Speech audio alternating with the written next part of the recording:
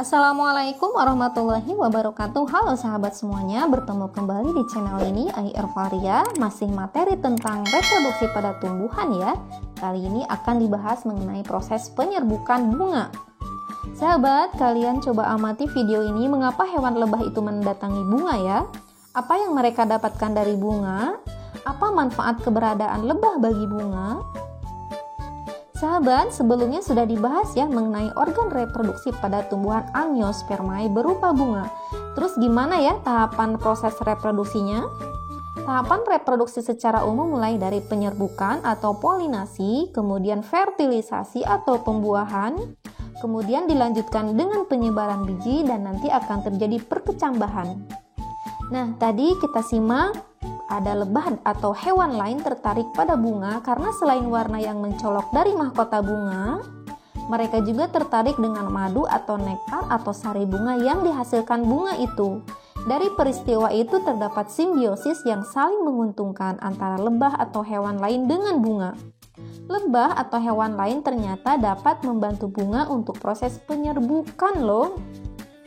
Proses penyerbukan atau disebut juga dengan polinasi merupakan tahap yang penting sebelum terjadinya fertilisasi atau pembuahan pada tumbuhan.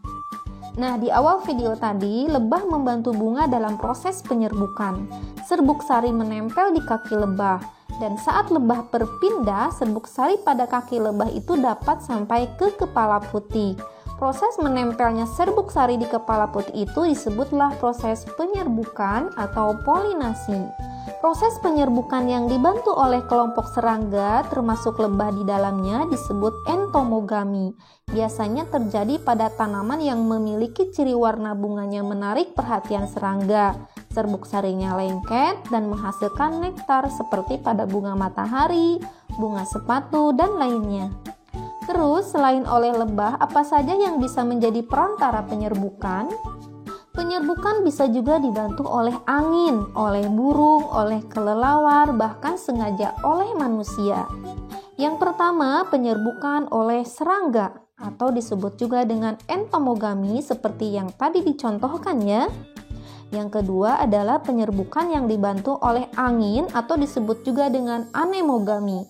Biasanya terjadi pada tanaman yang memiliki bunga kecil dan tangkai yang mudah bergoyang bila tertiup angin. Jumlah bunganya banyak dan ringan, serta tidak menghasilkan bau atau nektar.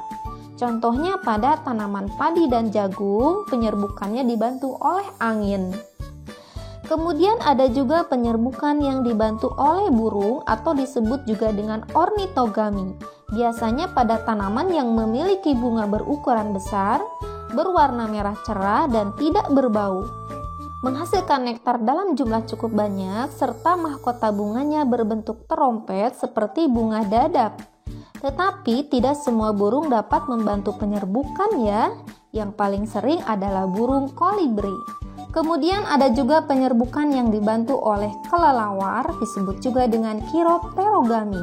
Ciri-ciri bunganya adalah menghasilkan nektar dan warna yang menarik, menghasilkan bau dan mekar pada malam hari ya, seperti pada bunga kaktus.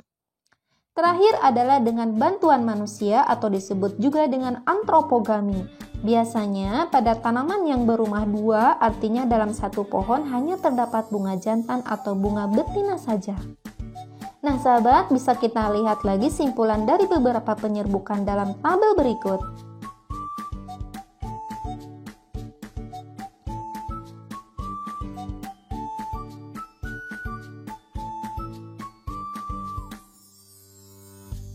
Nah sahabat, pada proses penyerbukan serbuk sari itu dapat berasal dari bunga itu sendiri atau dari bunga yang lain tetapi masih sejenis.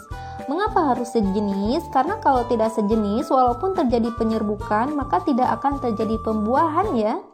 Berdasarkan asal serbuk sarinya, penyerbukan itu bisa dibagi menjadi penyerbukan sendiri atau disebut dengan autogami, penyerbukan tetangga atau disebut geitonogami, dan penyerbukan silang atau alogami.